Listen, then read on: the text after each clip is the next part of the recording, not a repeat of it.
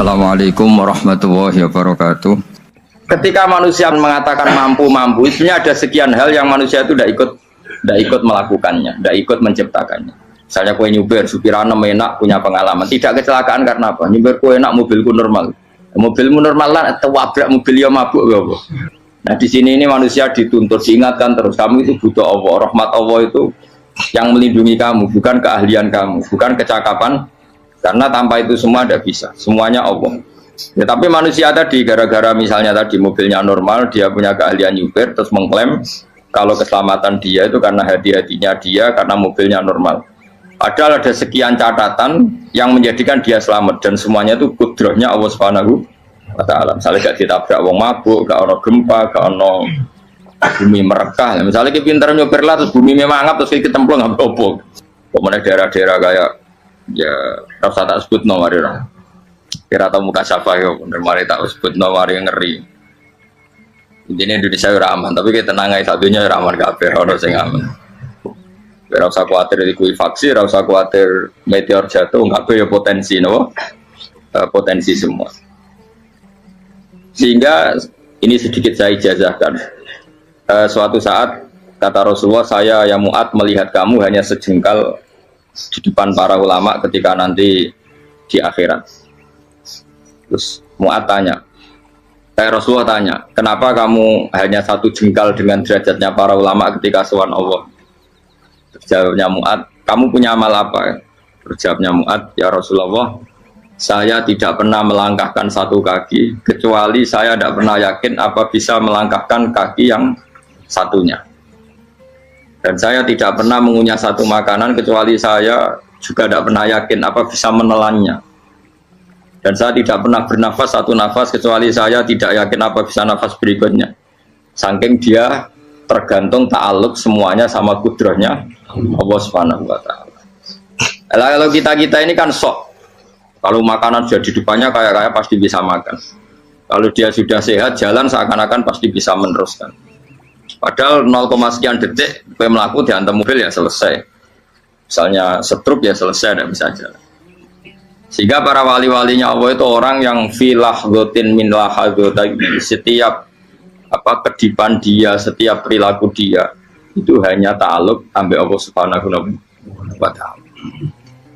Itu yang disebut ya ayyuhan nasu antumul fuqara'u ila. Nah kemudian resiko makom ini, ya semua makom tak ada resikonya. Resiko makom ini itu biasanya dia lupa doa. Kenapa lupa doa? Karena doa itu terdefinisikan. Tak wari ilmu hakik harus rumah serap paham lah tuh tak ulang no. Ya resiko ilmu saya ingatkan. Ilmu itu kan ada dua. Ada ilmu yang karena didefinisikan dan itu akhirnya menjadi masalah. Sebenarnya ilmu itu tidak perlu definisi. Kedua ilmu yang kita rasakan. Misalnya gini, kalau sama saya tanya, kamu pernah nggak minta jadi punya uang banyak? Nggak bertanya, pernah nggak minta? Terus artinya minta itu apa? Terus kita mendefinisikan, menengadahkan tangan, bilang ya Allah, saya minta uang banyak, saya minta ingin beli mobil. Itu namanya apa? Tidak jauh saja. Doa kan? Itu kesalahan kita mendefinisikan doa itu misalnya menengadahkan tangan dan memohon dan menyebutkan permohonannya itu terus disebut doa. Tapi kalau menurut Allah, sistem tubuh kamu yang menghendaki punya mobil, sistem tubuh kamu yang ingin punya uang banyak, reaksi tubuh kamu yang terhinakan karena ditagih orang atau butuh uang, ini menurut Allah ya sudah kamu itu peminta-minta. Saya ulang lagi ya. Sehingga menurut Allah kamu minta tidak minta ya tetap berstatus peminta, pengemis. Nah, orang-orang yang sudah wusul, meskipun itu kondisional ya, tidak selalu. Itu ya dia pikirannya menengadahkan tangan apa enggak ya sama saja tubuhnya merasa minta, sehingga dia tidak perlu mengekspresikan minta. Nah, terus orang yang fakih bilang seperti itu sombong, wong kok gak tahu dungo.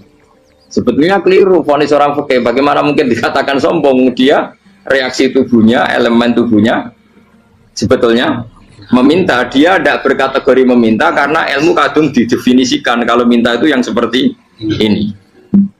Itu kan lama. Nanti kalau suatu saat Indonesia yang kuasa itu terlalu NU atau terlalu yang tidak NU, lama-lama ada definisi. Misalnya yang dikatakan tahlilan itu apa? Ya bid'ah, Nabi tidak pernah tahlilan. Sahabat gak pernah nahlilin Nabi, malah ngajak kaji Nabi jadi tahlil. Mana nih tahlilan jalukno sepuro mayit, kaji Nabi jalukno sepuro. Sehingga dengan tradisi itu tahlil itu masuk definisi bid'ah, karena nggak pernah dilakukan sahabat dan para tabi'in. Ya salahnya kamu definisikan. Tapi kalau udah kamu definisikan, sintiarani tahlil, ya mau la ilaha illallah. Terus mungkinkah satu bacaan la ilaha illallah dilarang? Wong ra oleh maca kalimat tauhid. Jadi misalnya tahlil itu nafadno kalimat tauhid. Mau ketok orang arah iso dilarang, tapi nak tahlil itu mitung dinani mayit koyo bodoh, soalnya kriminal. Enak. Ya sudah seperti itu. Makanya banyak orang salah itu karena ilmu kadung didefinisikan. Nah, definisi itu sebenarnya tidak mengikat dalam banyak hal. Ini penting saya utarakan. Ya karena seperti itu. Makanya itu masalah-masalah besar antara kita dan firqah-firqah yang lain, masalah ahli sunnah, terus masalah yang lain-lain. Memang ya sudah seperti itu. Ya saya ulang lagi ya. Ketika Nabi Ibrahim mau dibakar Namrud, itu masyhur cerita itu. Dan kemudian jadi namanya Habib Syahid. Habib Syahid itu sebetulnya hanya ngutip Habib Abdul Haddad. Jadi syair itu sebenarnya ada di Diwanul Haddad. Apa? Diwanul Haddad. Diwanul Haddad itu syair-syair Abdul Haddad ketika beliau usul, beliau mukasyafah. Terus bagian dinyanyikan Habib Syahid terus jadi populer. Saya ulang lagi ya. Tubuh kita, misalnya kamu lapar, perut kamu kan mereaksi minta makan. Andaikan kamu itu Tuhan, kan kamu tahu bahwa perut kamu itu minta makan. Tanpa kita bilang ya Allah saya minta makan, Allah tahu kalau reaksi tubuh kamu minta makan. Sehingga orang yang tidak minta pun asal makomnya makom yang ikror, mengakui kalau dia butuh, ya namanya sudah minta. Tapi fikih kadang mendefinisikan sing darane minta itu hanya madhep qiblat terus menengadakan tangan dan sebagainya. Ya sudah kita sebagai orang pengikut ya yang ikuti fikih, yang ikuti tasawuf, sebetulnya itu definisi yang sepihak. Sehingga ketika Nabi Ibrahim mau dibakar Namrud, masyhur itu cerita itu. Beberapa hari mungkin bulan-bulan orang disuruh Namrud cari kayu sebanyak-banyaknya. Ketika kayu sudah terkumpul mungkin satu lapangan, Ibrahim mau dibakar. Pegawai Namrud itu bingung caranya mencalok Ibrahim. Mereka saking gedene napa? Api. Nak dicalok ado iku ratok tengah. Nak diparekno iku kepanasan. Masyhur. Terus setan zaman itu orang akeh dadi setan tenan. Saya kan duplikate sakake dadi setan ra tau muncul. Wong duplikate wis napa? Akeh. Singkat cerita setan itu muncul pura-pura jadi manusia terus ditemukan manjane. Manjane itu semacam ketepil besar yang jadi mana ya dari kiai-kiai ketepil haram mergo penemune setan. Jadi ini tuh. Tapi nak manjane penemune setan itu betul walhasil terus dibikinkan satu manjane semacam ketepil besar terus Ibrahim dilemparkan ke api. Lewat apa? Ketepil tadi idenya siapa? Setan. Nah ketika di tengah api itu unik. Kata malaikat Jibril datang terus tanya sama Ibrahim, ya Ibrahim apa kamu butuh saya? Butuh, alakah haja, apa kamu punya kebutuhan? Jawab Ibrahim, lah, saya tidak punya kebutuhan. Amma ilaika fala, kalau ke kamu enggak. Karena kamu makhluk, apapun keren kamu Jibril tetap kamu makhluk. Amma ilaika fala. Enggak, maksudnya butuh ke Allah nanti saya nyampaikan. Malah dinya Nabi Ibrahim, kalau Allah tidak usah kamu sampaikan ya sudah tahu. Gua be Jibril. Oh, aku itu ditekak kan.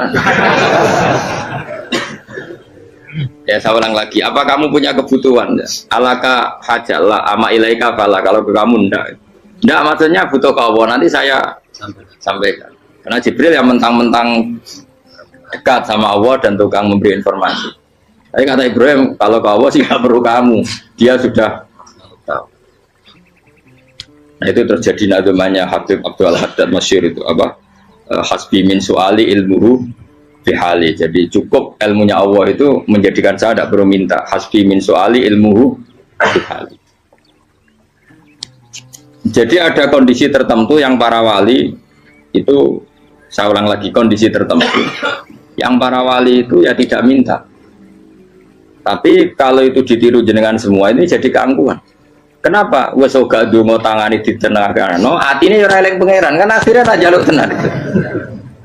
Jadi aja niru wali-wali. Nah, wali-wali itu kan misalnya tangannya tidak menengadah tapi semua sistem tubuhnya merasa butuh sama.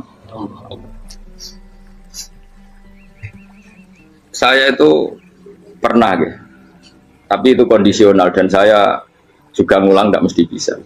Ketika saya umroh itu pernah saya ada satu kondisi itu doa ya di putaran pertama dok. Di putaran pertama saya berdoa ya agak banyak di multazam. Putaran kedua mau berdoa sudah tidak berani lagi. Sampai ke-7. Hari kedua ya tidak berani, hari ketiga tidak berani. Nah seperti itu tidak bisa dibuat-buat meskipun saya juga agak ingin. Tapi ya pas itu ya nggak bisa. Gara-gara itu korban kitab hikam, jadi kitab hikam yang terkenal. Kitab hikam itu pernah cerita gini. Rubbama dallahum al-adab ala tarkit tolak. Terus di antara makalahnya itu wa inna ma yunabbahu man yajuzu alaihil ikhfal. Tapi kamu jangan niru dosa kan. Tapi jangan ingkar ilmu ini tambah dosa oke. Jadi niru ya dosa, ingkar ya dosa. Jadi ada seorang wali kata hikam.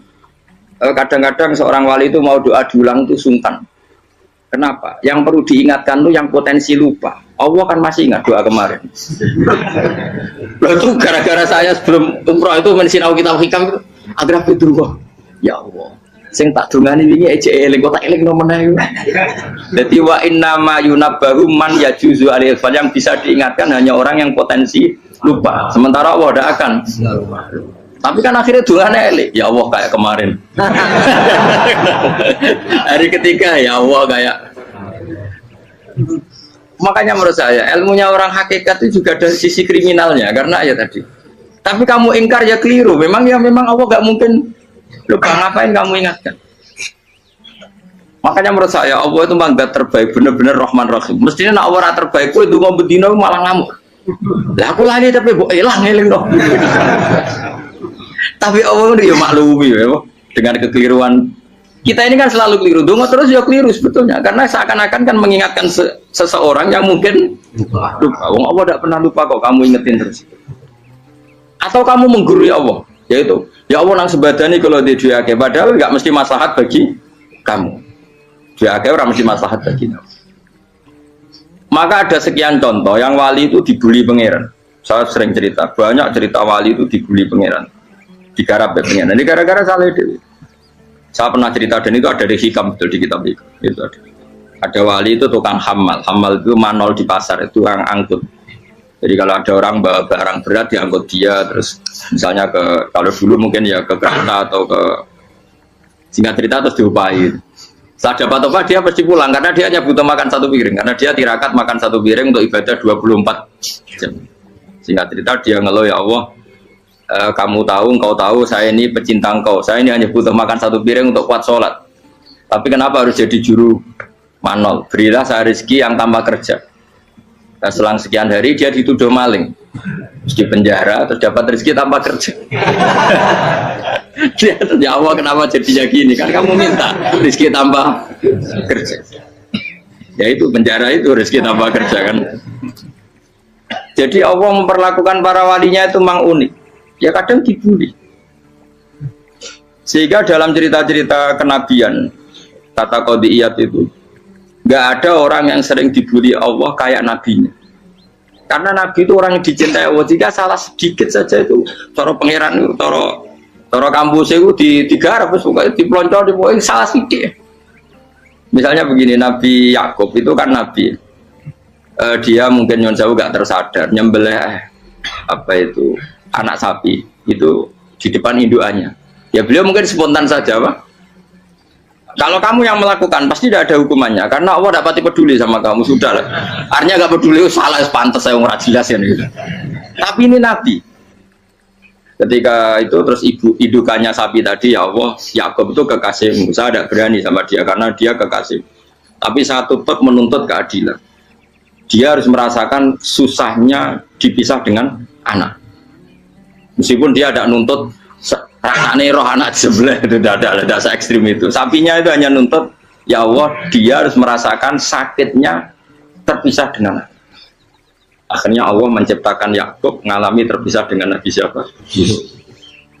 Itu kalau kata qadiyat, itu kalau yang melakukan tidak Nabi pasti nggak dibully Allah, dibiarin. Karena Nabi ini yang melakukan. Nah. Terus ini Nabi Yusuf lagi, mana rasa daftar wali berat. Nabi Yusuf itu di penjara itu karena terdolimi apa karena memang dia salah? Terdolimi. Dan ya Yusuf itu Nabi. Nabi Yusuf itu Nabi betul memang benar-benar. Meskipun ganteng dia Nabi. Syaratnya Nabi ganteng kira-kira mlebu. Nabi itu harus ganteng, nggak boleh. Nabi elek ora oleh. Karena Allah izin di kekasih keriting elek. Elek ya di selera. Kabeh Nabi mesti yang paling ganteng di kaumnya, yang paling nasak. Nggak boleh Nabi kok pesek keriting, enggak boleh. Tapi kalau sudah jadi orang soleh oleh. Tapi kalau Nabi tidak boleh. Enggak. Nabi Yusuf bukan, masyhur kan cerita Nabi Yusuf dengan siapa? Zulaikha. Dan belum ada orang dalam keadaan darurat masih cerdas kayak perempuan. Jadi singkat cerita, ketika Yusuf diajak Zulaikha selingkuh gak mau kan keluar dari kamar. Dalalah kebetulan wa alfaya sayyidah rajal. Itu si Zulaikha tadi spontan langsung bilang, wahai suamiku, apa hukuman orang yang ingin menodai keluargamu? Itu wong wedok. Padahal dia agak terencana, dia pun nggak bayangkan kepergok suaminya. Itu dalam keadaan kepergok itu masih cerdas. Suamiku, apa hukuman orang yang mau menyelingkuhi keluarga Anda? Singkat cerita suaminya murka, terus Yusuf di penjara, terdolimi. Ketika di penjara, kemudian Yusuf punya keahlian mentakwil apa? Mimpi. Kan tadi suaminya Zulaikha itu tidak sampai raja ya, kira-kira PM atau menteri. Raja itu punya mimpi yang bisa nakwil itu hanya Yusuf. Singkat cerita, terus utusan raja datang ke Yusuf dan takwilan Yusuf terbukti benar. Tapi Yusuf ini seorang nabi, seorang lagi Yusuf seorang nabi dia, tapi ya manusia. Bilang gini ke utusannya, coba bilangkan ke raja kamu, di penjara ini ada orang yang di penjara secara terzalimi, yaitu saya. Tolong laporkan ke majikan. Itu Allah tersinggungnya itu bukan main. Nabi kok lapor makhluk. Itu tersinggung. Nah, kowe kan gak piye. Kowe ngajono proposal ya ora piye. Wis pokoke Allah kowe wis ra piye wis. Wong sampean swargane ya ora langsung wae ngono pokoke kira-kira kan sudah tidak perlu ditegur. Makanya fa'an sahu syaitanu dzikra rabbi fala bisa fi sijni bid'asin. Maka Allah mentakdirkan utusan raja tadi itu lupa melaporkan peristiwa Yusuf ke raja tadi, sehingga raja gak pernah dengar kalau ada orang di penjara karena Allah tersinggung. Wong kowe ku nabi kok lapore ambek penguasa. Ngono tok iku wis Allah tersinggung. Karena dia nabi, gak boleh nabi lapor makhluk. Jadi Allah itu dengan nabi itu sangat-sangat sensitif. Sangat-sangat sensitif. Ya begitu. Terus cerita terkenal, meskipun ini nggak ada di Quran, Nabi Musa. Nabi Musa itu pernah sakit gigi karena dia mentang-mentang kalimullah, orang yang sering komunikasi dengan Allah, minta ya Allah, tolong tunjukkan obat gigi saya itu apa. Singkat ini sama Allah dikasih tahu, kamu ngunyah suket ini, gitu. rumput ini kamu kunyah nanti pasti sembuh. Karena resepnya dari Allah ya pasti mujarab, kan nggak ke dokter. Singkat cerita dikunyah terus sembuh. Suatu saat dia sakit gigi lagi, nggak konsultasi lagi karena masih punya resep tadi kopian apa resep. Dia datang nyari suket yang sama dikunyah tambah sakit. Tanya sama ya Allah ini kan resepnya yang sama, kenapa tambah sakit? Kata Yusuf, kata Allah, kamu itu kekasihku. Ora nak sing ngomong batiku aku ra suket sembrono. Semenjak itu Yusuf Nabi Musa nggak pernah taruh resep lagi sudah. Andaikan tuh kamu, pasti Allah juga gak tersinggung. Makanya kata qadiyat, kenapa para nabi sering ditegur itu bukan karena Allah murka, nabi itu beda. Jadi kesalahan kecil atau apa-apa yang menurut kita ada salah itu untuk nabi salah. Makanya di ahli sunnah ada kaidah apa? Mimba bi hasanatil abror sayyi'atul muqarrabin. Pernah dengar kaidah apa? Mimba bi hasanatil abror sayyi'atul muqarrabin. Sesuatu kalau dilakukan umumnya orang itu hasanah atau kebaikan, tapi kalau dilakukan para nabi itu salah. Karena apa ya? Saking dekatnya dengan Allah. Saya ulang lagi apa? Mimba bi hasanatil abror sayyiatul muqarrab. Jadi Nabi itu beda. Nah, para nabi itu orang-orang yang ngalami fikir yang doa resmi kayak siapa tadi? Definisi fikir ya sering. Kayak definisi orang tasawuf yang sering. Sehingga ketika Nabi berdoa ya memang secara disiplin ilmu yang namanya berdoa ya minta Allah dengan mengadakan tangan. Ketika enggak berdoa karena Nabi sadar Allah tidak perlu diingatkan lagi, pasti masih ingat. Jadi dua-duanya benar terus. Makanya Nabi itu lam yazal fitaroki, Nabi itu selalu naik derajatnya. Karena pas minta ya benar, pas tidak minta ya. Kalau kamu turun terus. Pas minta itu karena tomak kamu, hadun nafsi kamu, serakah kamu, tapi nggak tahu diri pantas taura dengan permintaan. Kayak gue misalnya jongo dia jadi wali, iso Allah tersinggung, bocah atau tirakat atau jalur jadi wali. Tapi gak dongo ya Allah tersinggung, kere atau dongo. Jadi orang kalau tidak wali itu sudah keliru terus. Jadi gue di sepuro, tapi tak kira itu ada. Ya jajal gitu ngajak wali kok sabtu kok dirjelan. Kira-kira Allah tersinggung ngapa nyembah jadi? Kira-kira tersinggung. Tapi misalnya kira tahu dongo kepengen kau Imam Syafi'i, apa yang tersinggung? Bocah ora di idola. Terus piye Gus sirap piye kadung salah biasa wis. Wis bakat salah no. Bakat salah.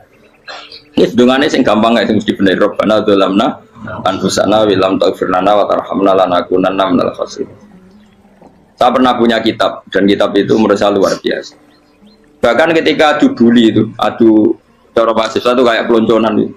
Nabi sama Nabi pengiran gitu dan itu sekali yang satu salah melakukan disiplin ilmu pengiran itu degradasi dan Allah memang mengancam gitu kalau kamu melanggar ini la biton namin diwanin nubuah nanti la amkuan namin diwanin nubuah kamu saya hapus dari buku kenabian.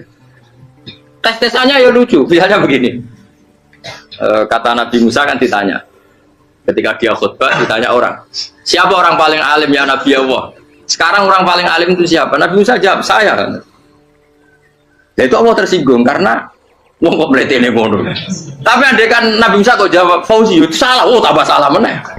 Tahun jawab Ruhin, malah salah meneh. Tapi jawab Musa ya salah. Saya Gusti, saya kan. Orang paling alim siapa? Saya.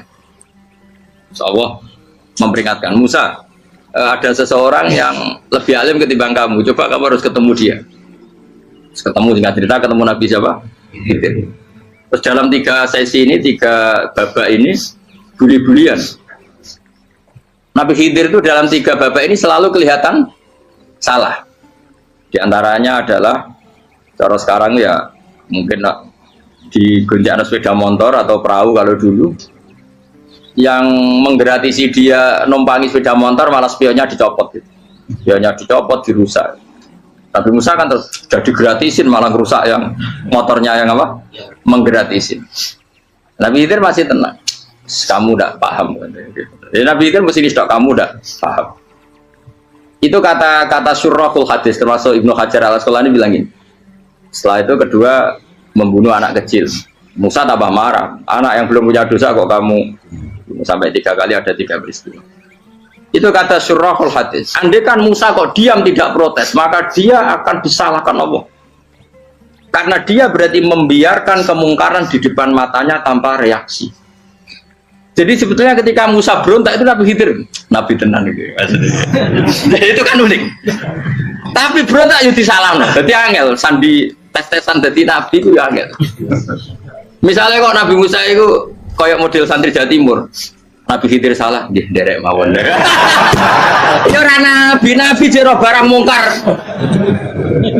Menengae.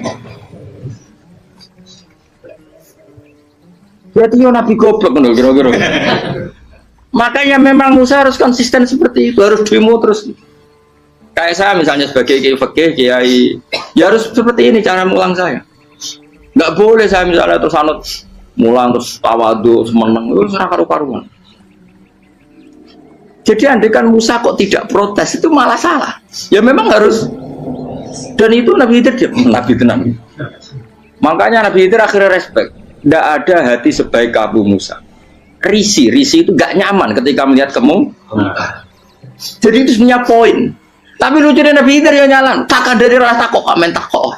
Tapi ya disalah no. Ya aku cari Nabi Musa.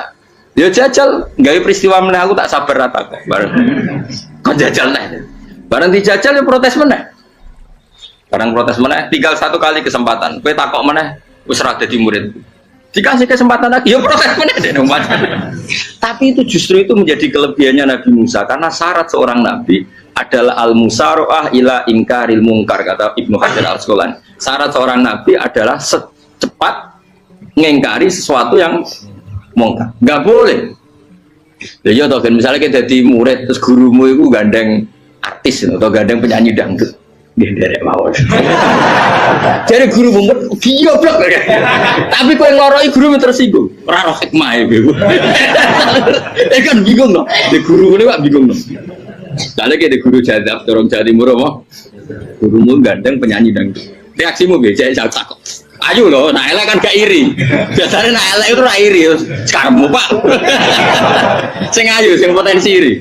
Kira-kira reaksi kamu itu milih derek mawon apa berontak?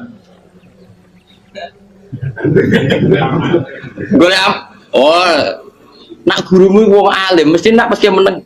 Muridku goblok gak sensitif. Roh barang mungkar dilakukan di depannya kok tidak reaksi, tidak protes, geblek tenan. Tapi lucunya guru mau nak protes ya gak luwe akhlak. Guru lagi senenge kok ora oleh. Nah Nabi itu kan buli-bulian. Jadi Nabi Khidir dengan Nabi Musa itu tebak-tebak. Karena dua orang ini sama-sama kekasih Allah. Itu Nabi Musa justru barokahnya itu dia tidak pernah kelasmennya di bawah Nabi Khidir. Semua ulama sepakat kelasmennya Musa tetap di atas Nabi Khidir. Sehingga yang berlaku ya tetap ilmunya Nabi Musa bahwa membunuh anak kecil tidak boleh, merusak perahu milik orang lain tidak boleh. Karena Allah tetap lebih respect dengan ilmunya Nabi Musa. Nabi Khidir tetap ilmunya nggak dipakai, meskipun dia disebut hakikat.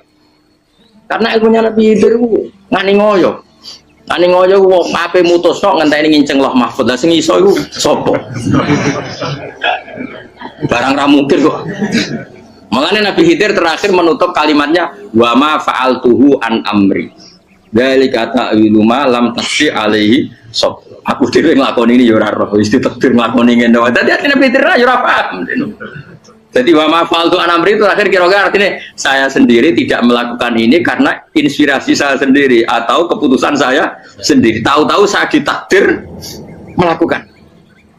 Karena pas itu Nabi Khidir disetting semuanya dengan ilmu hakikat, yaitu bayi tadi memang kutiba kafiron. Kutiba kan apa?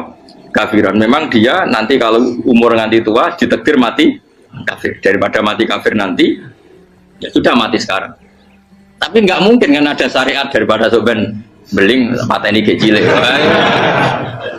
Ora syariat tetap ikut Nabi Musa.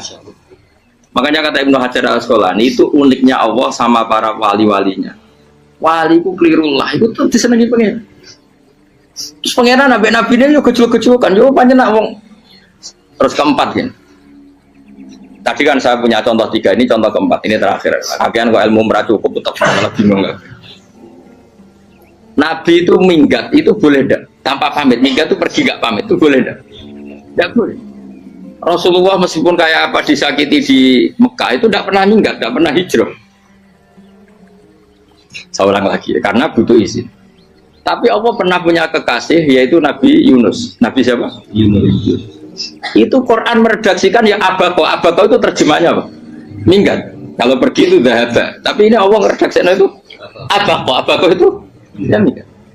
Nabi Yunus itu dakwah di daerah Nainua. Ya, Nainua itu ya Babylon sana. Kampungnya namanya Nainua. Ya daerah Babylon. Babylon itu kalau di geografis modern ikut Irak. Ikut mana? Irak. Jadi Kufa, Basra, Babylon. Terus siapa itu yang mengalahkan pasukan Yahudi dulu itu Buktanasor, Hebukat, Nazir itu ikut mana?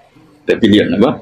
Babylon. Bama unzila alal malaka ini di Babila Harutamaru. Makanya kalau ulama-ulama melihat Irak kacau sampai sekarang itu tidak kaget. Irak itu ardun mal'unah kalau di kitab-kitab, bumi yang memang sudah terlaknati mulai dulu. Sehingga ketika ada kasus Saddam Hussein sekarang itu ulama tidak kaget. Zaman Rasulullah Sugeng itu Irak itu termasuk sudah bumi yang guna keazalah, jadi di sana pasti banyak fitnah. Fitnah pertama yang dicatat sejarah adalah Mautul Husain apa? Kabudutnya Said siapa? Husain di Karbala. Era Imam Syafi'i adalah zaman mifnah, ulama dibantai karena dipaksa mengatakan Quran apa? Makhluk. Terus konflik-konflik sampai era Saddam Hussein terus era sekarang jadi. Nah kita ini ulama sebenarnya tahu tarikh itu. Tapi di era modern kan dianalisis karena campur tangan ini itu ya sudah lah. Sebab goblok pun daripada membantah-bantah olahraga. Ibu goblok, ibu pinter. Sekarang kan analisisnya kan, wah ini ada campur tangan pihak ketiga diciptakan ya saunu ini. Ya kalau intelijen harus ngomong seperti itu. Kalau kita seperti ulama memang dari dulu dicap Nabi hunalika zalasil wal fitan. Saya teruskan. Nabi Yunus itu dakwai kaumnya itu lama sekali dan tidak iman. Nah semua nabi kalau kaumnya tidak iman itu diberi hak Allah ngancam akan adanya adab apa? Ngancam akan adanya adab. Nabi Yunus ngomong gitu terusin. Nanti kalau kamu tidak iman itu pasti kena adab. Anggap saja dia ngancam gitu sudah berbulan-bulan. Singkat cerita, adab baru tinggal 3 hari lagi. Ayo nang iman, tinggal 3 hari lagi. Ya kira-kira dia ngomong misalnya Ahad, berarti Ahad, Senin, Selasa, atau kamu milih Selasa ya Rabu, Kamis. Singkat cerita Ahad itu dia gak kuat. Wah semuanya kurang telung dino kaumku tetap orang iman. Mangkel asal, minggat deh. Mau minggat ya jadi mau minggat kan nggak punya tujuan, so asal pergi jauh saja. Sudah perahu, sekenanya dia naik saja. Namanya minggat nih. Kalau bawa bekal terencana, bawa visa paspor kan plesir namanya. Jadi minggat tuh ya gak, ya sekenanya nggak persiapan. Singkat cerita sampai ikut perahu nelayan tadi terus zaman itu ya ada mitos kalau ada gelombang yang nggak wajar pasti ada orang minggat. Terus ditanya siapa yang minggat, Nabi Yunus kan orangnya jujur saya katanya. Ya sudah yang minggat harus dicemplung gitu. Ya, terus ada yang agak baik ya jangan gitulah. Ini kan kita semua butuh selamat. Dudi dulu. Terus Dudi satu lagi ketemu Yunus. Coba mungkin salah udahnya Dudi lagi ketemu sampai 3 kali ya ketemu Yunus. Makanya fasahama fakana minal mudkhadis suci dia kalah kemudian tenggelam. Fal taqamahul khutu wa huwa mulim. Terus dia diuntal, ditelan oleh ikan nun. Di situ ikan nun digambarkan saking besarnya itu. Dan ini uniknya Allah sama kekasihnya. Sudah Allah menyalahkan tapi unik. Ikan ini kan itu sama Allah dikasih instruksi. Kamu nggak boleh makan dia. Dia kekasih saya. Terus ketika di tengah di perut apa? Ikan dia kegelapan. Terus Nabi Yunus cita-citanya satu, ya Allah. Kalau saya sumpah kiri saya tidak bisa baca tasbih. Karena sama Allah disulap perut ikan itu jadi masjid. Jadi dia di dalam perut ikannya santai saja tetap wiridan. Santai. Fana ada fi dzulumati alla ilaha illa antas fanak ini kuntum nazal. Ya dia santai aja wiridan karena perut ikan bagi dia adalah masjid. Ya dia disalahkan Allah karena abako tadi minggat hijrah tanpa pamit. Tapi juga dibela-belain Allah ikan tadi tidak boleh nelan. Ini perlakuan Allah sama orang yang bikin. Tapi karena dia Nabi uniknya apa? Dino Ahad itu kaumnya do nginceng ngomong Nabi Yunus. Rame-rame nginceng. Lucunya cara nginceng gini. Nak Yunus neng omah berarti bodoh nih. Ngomong ono ada kok dene tengok. Buareng dinceng Nabi Yunus tuh gak ada. Oh tenan ono ada. Mulane wonge rawani neng omah. Itu uniknya pangeran. Jadi mau dekne ra minggat dia salah. Mau dekne ora minggat berarti kaumnya jane ono ada ono gempa bumi liku faksi kok dekne neng omah. Lah nek ono tenan ra mlayu. Nyatane gak mlayu. Jadi mbak Allah didesain minggat. Tapi nak minggat jadi salah, Nabi ora pamit. Makanya masyhur saya itu punya kitab karangannya Habib Alim Alam, babanya Habib Anis, Habib Ali bin Husain yang ngarang apa? Ali bin Muhammad bin Husain karang yang disebut Duror itu. Itu diantara doanya gini. Tapi jangan tiru loh, berawali bro. Aku rawani niru, cuma saya hafal secara ilmu, tapi saya ada branding. Waj'al sayyiati man ahbabta. Ya Allah, jadikan kesalahan saya itu kesalahan orang yang kau cintai. Terus pokoknya salah lagi jadi pengiran kadung seneng, salah lagi sampai wae wong seneng. Waj'al sayyiati man ahbabta. Terus koyo kowe lah dimanja wong tuamu, anak paling disayang. Salah wae lucu. Kowe cah cilik. Kowe seneng cah cilik. Salah wae lucu. Mecano gelas ya lucu, tiba ya lucu. Tibane cah tuwek-tuwek. Bocah jelalatan mulane tiba. Nah itu barang kau menginceng omahe Nabi Yunus gak ono wong. Wah berarti adab mau turun betul. Andai kan adab tidak jadi turun, pasti Nabi Yunus berani di tenang. Wes bareng mulai malam Kemis, wadab itu sudah kelihatan. Ada puting beliung, ada apa, sudah jelas pasti ada azab. Kaumnya yang lapangan tobat finish. Secara bal-balan menit-menit apa? Terakhir. Wah itu sampai pengen ditompo tobatnya. Wes gak sido tak adab wong kowe tobat. Singkat cerita Nabi Yunus hari ketiga atau apa dia selamat. Pakai versi yang umum saja. Selamat faltaqamaul hutu bahwa falaulah annahu kana minal musabbihin la bi batni ila yaumi yub'atsun. Akhirnya dimuntahkan sama ikan tadi terus dia keluar.